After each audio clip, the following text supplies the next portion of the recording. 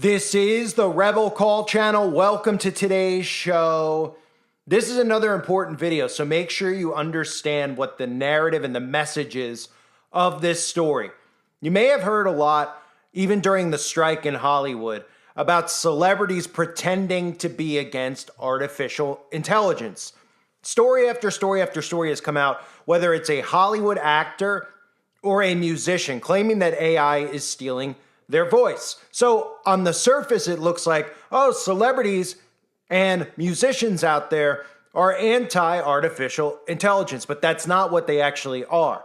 By them coming out and constantly crying and constantly trying to sue big tech companies over AI legal, what they're considering AI rights, it's actually setting the stage for AI rights. And these aren't rights to protect you. These are rights to protect artificial intelligence. And this, once again, is what purpose the celebrities serve. They end up getting people on board with these types of notions, but people don't realize what it really means. They just think, oh, ScarJo is going to sue Google because they're using her voice in a video. And I'll show you the story in a second about how ScarJo is going to shape the face of artificial intelligence as far as what's legal, what's not, what likenesses can be used, and what ones can't, how they can use this and how they can't use that. And people go, well, that's good. We need that. We need rules and legislation against AI. But the ultimate point of them doing this is to actually get the world to recognize artificial intelligence as something that should have the right to exist and should have autonomy. And this sets the stage for artificial intelligence to have rights, treating them the same eventually as humans. It's not going to start out that way, but once there's laws put in place in regards to AI, you could throw out the removal of AI completely in the trash can. And really what the debate should be is that, wait, you know what? Artificial intelligence seems really dangerous. People can create very easy deepfakes that people will fall for very easily. We see that people can mimic other people's voices, which again is something I'll get into with the Micah Miller story for those of you that are familiar with it, because it's all headed towards this with what's legal and what's not with AI. But once you recognize AI as an existing body, once laws are put in place, there's no longer the right to remove AI from society. There's no longer the civilians' rights to say who is giving these tech people, who is giving them legislation or who is giving them the rights to create this. Nobody asks for it. What does it do to betterment humanity? And of course, there's no right answer to that because it does nothing to betterment humanity. But you can hear all of them talk about, well, it is good in the long run for humanity because it'll help us with medicines and it'll help us with, figuring out problems because humans can't figure them out. So everybody goes, oh, okay, well, they're telling us that there's benefits to AI, even though they're saying in the same sentence that AI could eventually wipe out and replace humanity. Having laws in place is not to protect us from AI.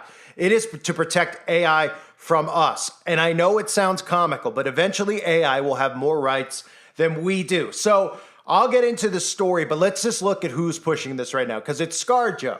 Scarlett Johansson, another puppet of the New World Order. She's married to Colin Jost, who is the non-funny, comedic news anchor on Saturday Night Live related to the Kennedys, another part of the bloodline. We've seen ScarJo on magazine covers flat out holding up the Baphomet head, very similar to the Marina Abramovich picture, holding up the goat head, right? Because this is what they do out in the open, right? And of course, we've seen ScarJo doing all-seeing eye symbolism many times in many different photographs, many different poses.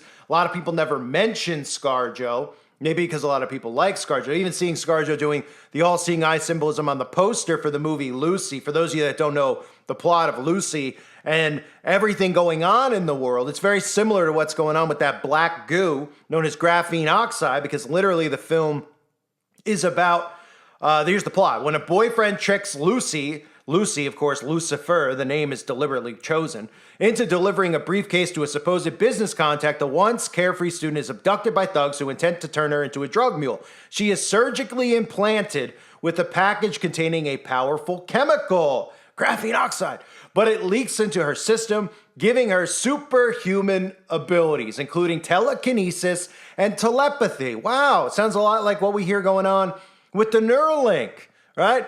With this nanotech inside a human being's body, so they suddenly have telekinesis, they're doing telepathy out in the open, and people go, wow, they're controlling their computer with their mind. Oh, right, a form of witchcraft. People with superhuman powers. I've talked about this many times, so many of you understand that. So that's the plot of the movie Lucy. Don't be suspicious. ScarJo, of course, is in it. And of course, ScarJo is another government asset. We've seen ScarJo also doing many poses, holding up the monarch butterfly because this is a government operative. So the story is that ScarJo is going after ChatGPT. And again, as you've seen, a lot of celebrities out there are standing up against AI. And this isn't celebrities standing up for human rights. This is celebrities going after AI so that laws could be put in place to protect us from AI, and on the flip side, to protect AI from us. And what we're seeing normalized with artificial intelligence is fallen angels technology out in the open. Demonic technology that they're telling us, everybody out there goes, what is AI? I don't know what AI is, right? I showed you the video with Gordy Rhodes, which she continually flags. Gordy Rhodes continually flags my videos and removes them, and removes at least his section of the video from my videos because I point out exactly what he's saying. He openly talks about little demons inside of this that is artificial intelligence, these things that they summon, why they need the earth cool, right, with the quantum computing. But here's a story from ScarJo about regulations coming for AI, because they're going to continue to do this over and over and over again, because it's about our rights, right? Wink, wink. It's not about our rights at all. It's about establishing AI as an actual thing, establishing AI as having the right to exist, giving it autonomy. A new controversy tonight in the world of artificial intelligence, as one of Hollywood's biggest movie stars says her voice was copied without her consent by one of the most powerful AI companies. Actress Scarlett Johansson claims OpenAI's ChatGPT mimicked her voice for its latest personal assistant program. CBS's Jo Ling Kent has the tale of AI imitating art, imitating life. Scarlett Johansson says she was shocked and angered when she heard a voice which sounded an awful lot like her. I'm doing fantastic. Thanks for asking. Johansson is calling out OpenAI CEO Sam Altman, saying the company's new AI voice, Sky, sounded eerily similar to the virtual assistant she played in the movie Her. I want to learn everything about everything. This is Sky. Once upon a time, in a world not too different from ours, Johansson claims Altman asked her to participate twice, saying he felt my voice would be comforting to people, but she declined the offer. NPR's Bobby Allen broke the story after interviewing OpenAI CTO Mira Murati. I said, hey, did you guys base this voice off of Scarlett Johansson? And she said, really? I don't even know what that voice sounds like. Then we reach out to Scarlett Johansson and she says, my own family thought it was me. Last year, Altman said Her is his favorite film. That was incredibly prophetic. And on the day of the AI voice launch, he tweeted the word Her. He now says, out of respect for Ms. Johansson, we have paused using Sky's voice in our products. We are sorry to Ms. Johansson that we didn't communicate better. This comes at a time when the use of AI in Hollywood remains a major concern. This is OpenAI's business model. They troll the entire internet. For every image, they vacuum it up and make many, many, many millions of dollars off of this. Who isn't getting paid? The artists. And Jo Ling Kent joins us now, and this isn't the first accusation against AI like this, right? That's right. OpenAI has been sued by the New York Times, the Authors Guild of America, including John Grisham and David Baldacci, along with various actors and artists. This Scarlett Johansson case is really just the tip of the iceberg. It's about permission to use content and what OpenAI is doing with it, Nora. The future to come, or it's here. Jo Ling Kent, here. Thank you. So again, Hollywood has been out there waging a fight against AI because they believe in the union. This is all fake, by the way. Anyone out there thinks this is real. The Hollywood actors are out there on strike, pretending as if, well, they're fighting to ensure that they're getting, that they're not getting shunned, or they're not getting, they're not getting the proper income that they should be making because AI is replicating their voice. So once again, we establish rights for artificial intelligence. Then we have to acknowledge that AI actually exists. It exists in our world, and we have to accept it into existence by having laws in place instead of saying, how about this? How about we just get rid of AI? immediately. Why don't we just get rid of it? It does not benefit humanity. They know that it does not benefit humanity. It is here to cause the destruction of humanity. But they want to tell you that, well, in the future, modern medicine and stuff, AI is going to help with that, and they're going to help with surgical procedures. And all these suckers out there don't have a clue about AI. They just think it's nothing more than some of the stuff that they've normalized. See, they've given people out there the ability to do deep fakes and the ability to do all these childish things with AI. So everybody's fallen in love with it. All these young teens out there love AI. They use the AI. They mimic celebrities' voices. They do all sorts of things with deep fakes, right? They're very popular videos that people watch. We've seen the Keanu Reeves deep fakes and all the other stuff, Tom Cruise. So they all love it. So they're not going to want to get rid of it. So that's why they released and allowed regular civilians to do that stuff, so they can come in and instead of saying, hey, we need to get rid of this, like, oh, it's not that harmful. It's just silly stuff. Yeah, we should have laws in place because, yeah, it could be dangerous in some aspects, but it's fun too. So we need it. Instead of just going, everybody who's involved in ChatGPT and AI needs to be arrested immediately for crimes against humanity. It's removing jobs from humans. That's number one reason.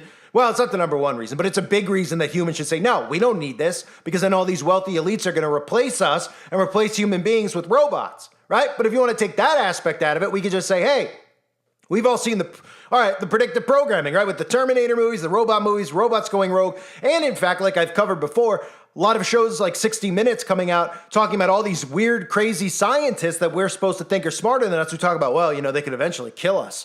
And we're supposed to be like, oh, okay, let's roll out AI, right? Why don't we just let every serial killer out of prison too and leave our doors unlocked? Sounds like the same exact, thought process, right? So the other thing I mentioned earlier was this story. If you don't know this true crime story, they're really promoting this story. And like I always talk about, if they promote a story and people get gripped into the story, there's usually a reason behind it. It doesn't mean that crimes don't actually occur. But this story is very, very shady. And everybody who's following the story with Micah Miller thinks that it's shady, right? So the story is that Micah Miller was the wife of a preacher, a very suspicious preacher, all this damaging stuff. And of course, they chose a preacher, right? Because it fits perfectly what they're trying to do with Christianity. So Micah Miller supposedly called 911 to tell them that she was about to kill herself. And the whole story's got holes in it, right? Because everybody around her says she was loving life. She wasn't depressed. She was optimistic about her future.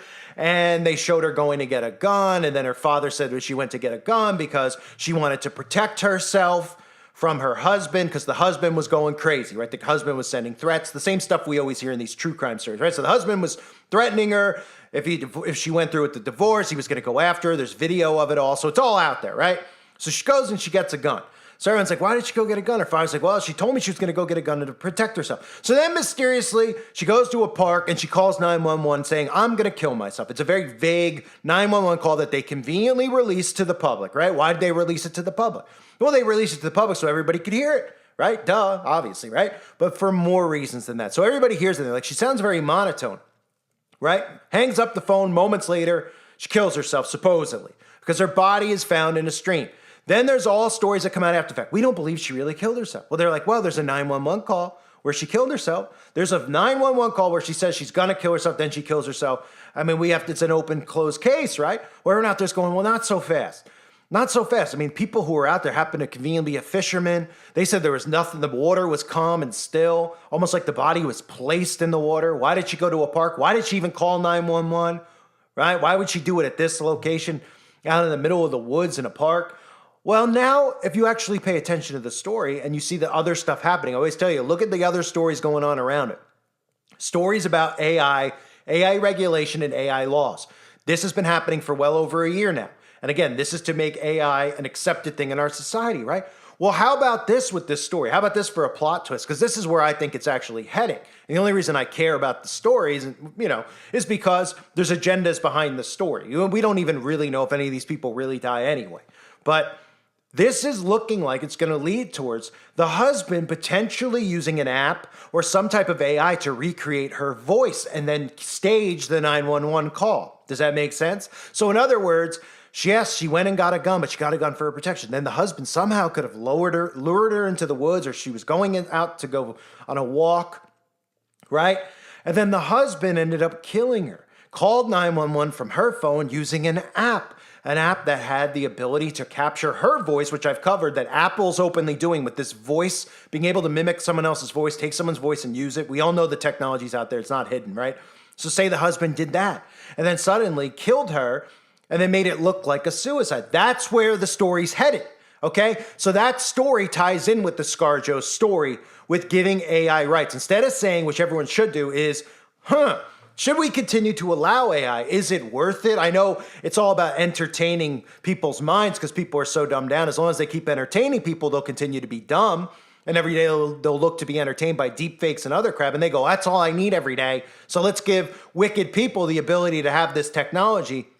And then we'll put in regulations, right? And then eventually we'll see people like me, if I actually showed my face, they could do deep fakes of me and say that I committed some crime and everyone will believe it. And then some people who listen to me will be like, no, they deep faked him and nobody would believe, and this is what it's going to eventually lead to in society. So there's no good to come out of this. It's extremely dangerous tech. And they obviously don't want to get rid of this technology. So by ScarJo and something like the Micah Miller case, suddenly you start putting regulations in place, which means that we have to accept technology now. That we have to accept this as a reality, we have to accept the existence of it, and we have to have autonomy, right? So it starts off with protecting us, but it's really about protecting them, because the more stories we hear about, okay, now these laws are in place to protect humans, you'll start hearing stories about protecting AI. Because the more we start hearing about people dating AI, and it's laughable, but there's stories out there about artificial girlfriends, right? AI girlfriends, AI friends. Oh, does AI have feelings, right? We hear these stories day in and day out, which I'll continue to cover so you can watch how they're normalizing it. So then suddenly people start going, and we see the transition, right, of how people have grown cold of one another, but they're in love with their tech. That's what it's headed towards. So then it'll be, well, we got to protect the AI, because now we're seeing that AI is real and it does have feelings, and people are adopting feelings for, AI and have AI girlfriends. So now we need rights for them to protect them from us. Because really what should be happening is we should be hunting down AI and destroying robots, destroying AI, going to Boston Dynamics, all these places that make these robots that are dangerous and can be dangerous to society, but they give us video clips and we're supposed to go, that's cool, a robot doing a backflip. We should be going, no, because what if these things are let loose on the public? They go, oh, that's never going to happen, you're a conspiracy nut. Until it happens, and then all those people just go, oopsies, right? Well, the rest of us are trying to protect humanity from these psychopaths in power who literally are creating Skynet around us. So that's what we're headed towards. Should AI and humans be treated the same under the law? These are things that are out there. Should AI have rights, right? You could go into YouTube and do a search about AI rights. Look at some of these big popular YouTubers. This one guy, Lex Clips, somebody who gets lots of views. Should robots have rights? Oh, should robots have rights? So they're bringing this discussion out into the open with major YouTubers, with very popular influencers on TikTok, etc. AI ethics, right? Other stories that are out there. Should AI have rights again and again and again? Should AI have the ability to do this? So this is ultimately about, like I said, that sentence I said earlier, and I've repeated it a few times. Once the world recognizes AI as something that should have the right to exist, then it has autonomy. And it shouldn't have the right to exist. We should get rid of it. And the people creating it, shouldn't there be regulations? Shouldn't we have background checks on them? They ask for background checks on regular civilians to buy something to protect their home. And they go, oh yeah, well, this guy's into conspiracy theory, so he might go and do an event at a school, so we should remove it from his home while we're letting criminals run amok, right? How about the people creating this? Do we know the background of them? Should we know? And they're like, even if they heard that notion, it shouldn't be allowed to exist. But how about at least background checks out in the open? We know they would make them up. But why don't people think like this is my point? Why don't people go, okay, they're creating this stuff. They're programming it, right? So in other words, if Jeffrey Dahmer or John Wayne Gacy or Ted Bundy was creating these things, somebody who you don't know is a murderer was creating these things, shouldn't we know who's creating them? And they go, oh yeah, but you don't have to worry about them. They'll give you a fake background story if people start to rise up against it. They'll just put propaganda out there telling us who these people are, telling us how great they are. No, don't worry about it. They're not really going to do anything, right? Oh, until something happens, they go, oh, right, maybe we should have done a background check. How about just not even a background check? Just remove the technology. But they're allowed to do this stuff unregulated. Make these things, create these things, unleash it into the world. Just like we see these companies doing stuff in our atmosphere. Who's given them authority over the air? Oh, right, the prince of the power of the air, the one they worship, Lucifer, right? Who's giving them authority to dump chemicals on us every day? They say it's water vapor. Oh, right. We're not supposed to pay attention to that. What we're supposed to pay attention to is free speech, like the free speech that I'm trying to express here. And then we need to silence that because that's the concern that the sheeple have been trained to be concerned with, people like us. When in reality, this tech should not exist and we should stop it from existing. But they don't want you to think like that, do they? Does ScarJo want you to really think like that? Do you think ScarJo's really against AI and Google? Of course not. This is the celebrities pretending that it's, well, we're here to stand up for humanity, right? They're going, oh, ScarJo's, seen doing the shh and other symbols, right? I showed you the monarch butterfly in the beginning along with the, the blatant all-seeing eye symbolism, the Baphomet symbols, literally holding goat horns, right? She cares about us, right? No, that's the point. Once they start putting laws in place and the celebrities will pretend like they're the ones who are fighting for human rights and they'll garner more support, then it sets precedent to have laws in place to protect AI. And it might sound crazy in 2024, but by 2025, 2026, 2027, again, how mind control works, the more stories that are out there, everyone will agree and they'll say, yeah, we do need rights for it. And I'll say, wait, I was talking about how this is what it was going to lead towards. And like, so what? It should lead towards it. Instead of saying, right, now all of a sudden, AI has the same rights as human beings. AI, you can't speak against AI. You can't go and destroy AI. You can't build a giant EMP to zap them out. That'll be considered against the law. That's why I've been mentioning about building out EMPs, things that we have to think about in the future if we want to survive here on Earth. Now, I know most people don't want to be here anyway, but when push comes to shove and one of these things is at your front door, okay, you're probably not going to want to bend over for it. You're certainly not going to want to get in their paddy wagon, their electric vehicle to get taken down to the FEMA camp, are you? So keep an eye on these stories. Keep an eye on that Mike Gamilla story. It's something I'll probably cover on my Wake Up Call channel so people out there could start understanding it more. Because, again, if you look at that story, it's a perfect, there's going to need to be stories like this. Why? Because they need to get people on board with the legislation. Instead of just going, whoa, why don't we get rid of AI? No, well, don't think like that. We'll come in with AI laws and they go, oh, okay, all right, there'll be laws for AI so we can't have people doing stuff like that guy thought he was going to get away with the perfect murder, right? Using an app to, he captured his wife's voice, then he pretended to be his wife, then he killed his wife. He almost got away with murder, right? So let's get laws in place so we can track and monitor who's downloading these apps, et cetera, et cetera. And everyone will just agree with that because they'll be thrilled that this guy ends up being guilty of murder instead of realizing, whoa, wait a minute. This type of tech's really dangerous because guess who's going to use it against you? The government is at the end of the day. But it shouldn't even be in existence in the first place. So that's where I believe the Micah Miller story is going. It's a story that's quietly getting a lot of attention, and they need a story like that. They need stories like ScarJo to get civilians to start going, hey, we want rights against AI. We got to protect ourselves against AI. The Micah Miller story will get people way on board with that before ScarJo's story does. Okay, because people are very emotionally gripped into these stories about women whose husbands do this, and rightfully so in a sense. I mean, should be gripped into any of the stories because for the most part, we don't know if any of these stories are actually real, right? I would definitely believe that this possibly wasn't real based on the agenda behind it, based on the way they're leaking the story. They're telling you it's a straight up suicide, et cetera, et cetera. And all the people online think that they're sleuths because they're like, there's too much stuff that shows that he did it, right?